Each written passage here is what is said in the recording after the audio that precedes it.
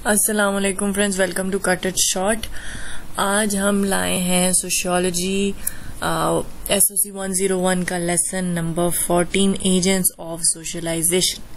ठीक है, आज हमने ये लेसन कवर करना है। अब क्योंकि 8 तक तो लेसन एक्सक्लूडेड हैं आपके ग्रैंड क्विज में, तो आपके आगे के लेसन ही इसमें कवर होंगे, तो हम उन पे तवज्जो देंगे ज्यादा। अगर आपको कोई लेक्चर अर्जेंटली चाहिए या उस लेक्चर के आपको नोट्स अर्जेंटली चाहिए या आपको वो लेक्चर अर्जेंटली समझना है, मतलब आपको उसमें फौरी हेल्प चाहिए, तो आप कमेंट कर सकते हैं नीचे। आप मुझे बता दें कि आप इस लेक्चर को फौरन अपलोड कर दें कि इसमें हमें हेल्प चाहिए, तो मैं उससे पहले अपनी प्रायोरिटी लिस्ट पे रखूंगी और उसको पहले अपलोड कर दूंगी। ठीक है जी। लेसन स्टार्ट करने से पहले जी प्लीज एक रिक्वेस्ट है कि चैनल को सब्सक्राइब कर दें, और वीडियो अगर आपको अच्छी लगती है, अगर आपको समझ आता है, तो एक लाइक में तो कुछ नहीं जाता, और अपने फ्रेंड्स के साथ शेयर करें ताकि उनकी भी हेल्प हो सके। अच्छा जी, हम स्टार्ट करते हैं lesson number 14 which is about agents of socialization. अच्छा जी, सोशलाइजेशन के एजेंट्स कौन से होते हैं? ये वो आप कह सकते हैं कि वो लोग कह लें या वो कम्युनिटी कह लें या कुछ भी ऐसा जो आपकी मदद करता है आपके अपने आप को समझने में, आपके बिहेवियर्स को समझने में, आपके इर्द गिर्द सोसाइटी को समझने में, एटीट्यूड्स को समझने में, जो आपकी मदद करे, उसे हम कहेंगे एजेंट्स ऑफ सोशलाइजेशन। ये हमने हाईलाइट किया हुआ है यहाँ पे। हम पहले इनकी डेफिनेशन देख लेते हैं। सोशलाइजेशन एजेंट्स क्या होते हैं? Are the source from which we learn about society and ourselves. ठीक है, वो सोर्स, वो जरिया जिसके जरिए हम अपने इर्द गिर्द, अपने माहौल, अपनी सोसाइटी के बारे में जानते हैं और अपने खुद की जात को पहचानते हैं। People and group that influence our self concept. उसमें लोग हो सकते हैं, कोई ग्रुप्स हो सकते हैं जो हमें हमारे अपने कॉन्सेप्ट, हम जो अपने बारे में सोचते हैं उसको असर करते हैं, उस पर असर डालते हैं, हमारे इमोशंस पर, फीलिंग्स पर, एटीट्यूड्स पर और हमारे रवैयों पर जो असरअंदाज होते हैं, उनको हम कहते हैं एजेंट्स ऑफ सोशलाइजेशन। अच्छा, इसमें हमारे पास काफी सारे एग्जाम्पल्स आ जाती हैं, यहाँ पे मेंशन की हुई हैं। मैं इसे हाईलाइट करती हूँ, एक मिनट रुके। अच्छा जी, इसमें हमारे पास आ जाती है फैमिली मेंबर्स। जाहिर है आप क्या सोचते हो, कैसा सोचते हो, मतलब अक्सर आप देखते हैं कि छोटे छोटे बच्चे भी पॉलिटिकल इश्यूज पर बोल रहे होते हैं। ठीक है, अब वो किस बेस पे बोल रहे होते हैं उन्हें खुद तो कोई समझ नहीं होती है। वो देखते हैं कि उनके पेरेंट्स अगर इस पार्टी की सपोर्ट में हैं तो वो उसी पार्टी की, खुद उनको कुछ अलिफ बे नहीं आती होती, बस वो जो है वो देखते हैं कि हमारे पेरेंट्स इस फैमिली को सपोर्ट कर रहे हैं, इस पार्टी को सपोर्ट कर रहे हैं, तो हमने इसी पार्टी को सपोर्ट करना है। तो वो क्या होता है कि अपने पेरेंट्स से सीखते हैं। उसके अलावा अपने वो टीचर्स जो बात कर देते हैं, वो अक्सर बच्चे आकर घर पर भी रिपीट करते हैं, नहीं मामा टीचर ने तो ऐसे कहा था, आपको नहीं पता। तो वो ये होता है कि वो टीचर्स से सीखते हैं चीजों को, उनसे इन्फ्लुएंस लेते हैं कि टीचर्स क्या कहते हैं। ठीक है, उसमें फिर आपके नेबर्स, आपके आसपास के लोग, आपके डेली मिलने मिलाने वाला जो आपका सर्कल हो जाता है, आपके अगर आप वर्कर हैं तो आपके एम्प्लॉयज जो हो गए, आपकी जो बड़ी फिगर्स हैं, जो बड़े पर्सनालिटीज हैं जिसमें आपके स्टार्स आ सकते हैं, आपके पॉलिटिकल लीडर्स हैं, या इसमें आपकी जो फिक्शन कैरेक्टर्स होते हैं जो कि हम पढ़ते हैं बुक्स वगैरह में, स्टोरी बुक्स में या एनिमेटेड मूवीज में देखते हैं, वो भी आपके लिए जो है वो सोशलाइजेशन एजेंट हो सकते हैं। अच्छा, सबसे पहले हम फैमिली को देखते हैं। बातचीत वाले ही लेसन है सोशियोलॉजी के, ज्यादा ऐसा कुछ समझने का नहीं है, पर क्योंकि ये थोड़ा बोरिंग डल लगते हैं तो समझना या इनको पढ़ने का दिल नहीं करता, दिल करता है बस कोई बता दे हमें कि इसमें क्या लिखा है।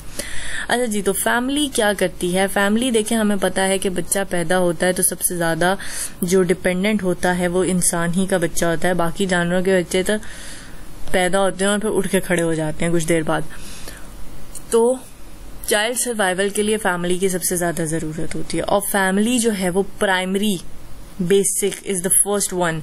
ठीक है, जो आपकी डेवलपमेंट करने स्टार्ट करते हैं, जो कि आपको थोड़ा क्या नाम है, आपको अपनी जानकारी देते हैं कि आप मुस्लिम हैं, मतलब हम बच्चा पैदा होता है हम उसको कलमा सिखाने की कोशिश करते हैं, उसे अल्लाह बुलवाने की कोशिश करते हैं, उसके कान में अजान देते हैं, तो वो क्या सीखता है कि हाँ मैं मुसलमान हूँ। ठीक है, और मैं इस मजहब से ताल्लुक रखता हूँ, ये मेरी पहचान है, अपने बारे में उसको शनासाई होती है। फिर आप उसे कहते हैं कि अच्छा तुम लड़के हो तो तुमने गुड़िया से नहीं खेलना, तुमने ये दुपट्टा नहीं पकड़ना, तुमने ये चीज नहीं करनी। अच्छा तुम लड़की हो, तुम्हें शलवार कमीज पहननी है, ऐसे बिहेव करना है, गुड़ियों से खेलना है, और वो बिल्ट इन भी थोड़ी सी चीजें होती हैं। तो आप क्या करते हैं कि अपने बच्चों को बिहेव करना, सोसाइटी के नॉर्म्स के साथ मूव करना, उनके इमोशंस को हैंडल करना, ये सारी चीजें फैमिली उन्हें सिखाती है। बुरी चीजों पे उन्हें थोड़ी पनिशमेंट मिलती है, अच्छी चीजों पे रिवॉर्ड मिलता है, रीइंफोर्समेंट का मामला किया जाता है उनके साथ। तो इस तरह क्या होता है कि बच्चे की पर्सनालिटी डेवलप होना शुरू होती है, वो अपने बारे में और अपनी सोसाइटी के बारे में जानना शुरू कर देता है। अच्छा जी, उसके बाद वो कहते हैं कि फैमिलीज जो हैं वो जाहिर है वो डिफरेंट तरह से डील करती हैं, जो जिस टाइप की फैमिली है वो उस तरह ही डील करेगी। आप यहाँ पे उन्होंने आपको मेंशन किया हुआ है, ये वाला आपका जो पैरा है इसमें, ठीक है। अब जो कोई थोड़ी आप कह सकते हैं कि थोड़ी अनएजुकेटेड फैमिली होगी या थोड़ी फाइनेंशियल क्राइसिस वाली फैमिली होगी, वो बच्चों की जरा और तरबियत करती है, उन्हें और तरह का कॉन्सेप्ट देती है लाइफ का, ठीक है।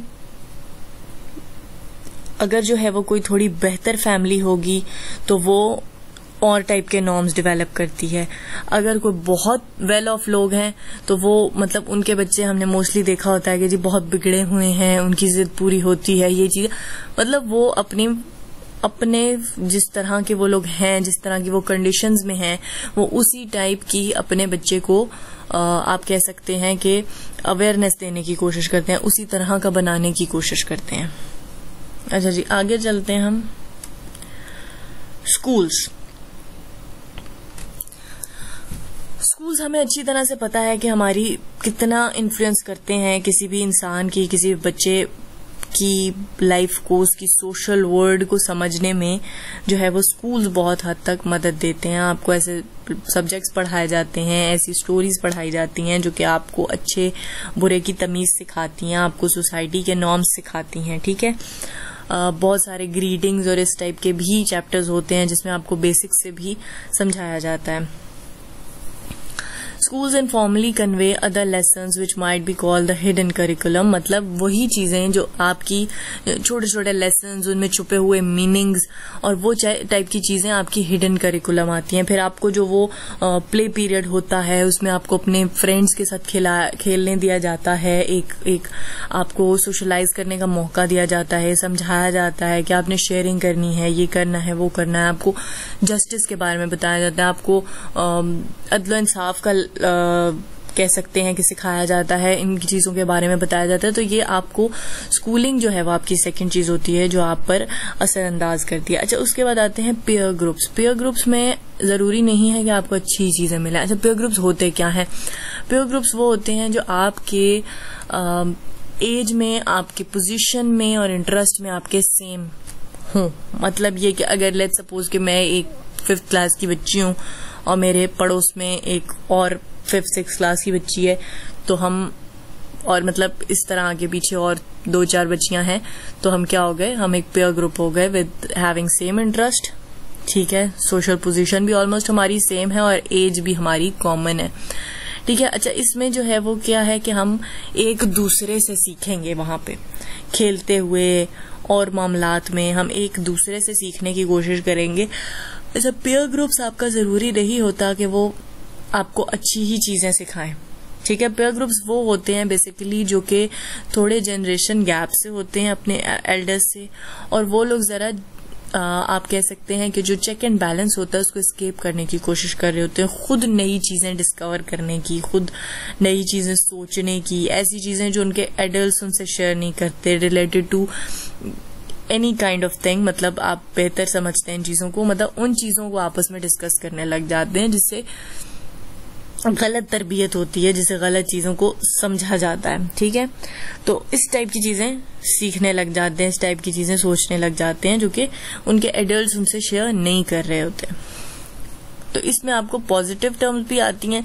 पेयर ग्रुप्स मतलब जैसे वो कहते हैं ना, जैसी सोहबत होगी, मतलब वो खरबूजे को देख के खरबूजा रंग पकड़ता है, इस टाइप की एग्जाम्पल जो आपको दी जाती है वो ये है कि आपका जो पेयर ग्रुप होगा ना वो आपको सिखाता है, अगर वो अच्छा ग्रुप आपको मिलेगा तो आप अच्छी चीजें सीखोगे, आपको बुरा ग्रुप मिलेगा आप बुरी चीजें सीखोगे।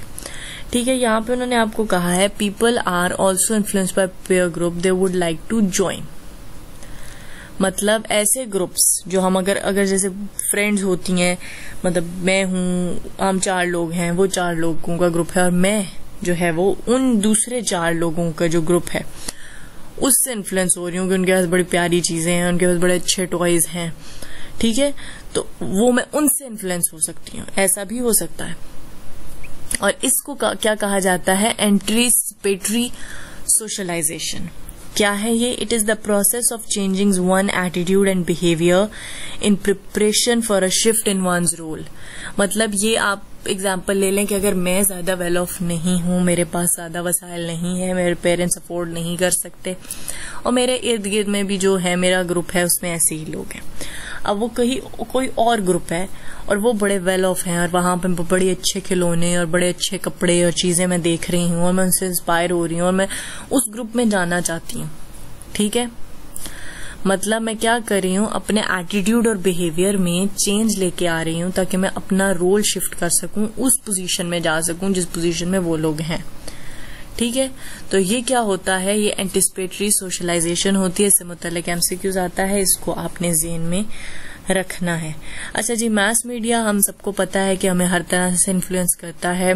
ड्रामाज में हीरोइंस के रोल से लेकर मुख्तलिफ आप चीजें देखते हैं, उसमें आपको जो ये एडवर्टाइजमेंट्स नजर आती हैं, जो आपको कपड़े, चीजें, सामान जो सब नजर आता है वो आपको इन्फ्लुएंस करता है।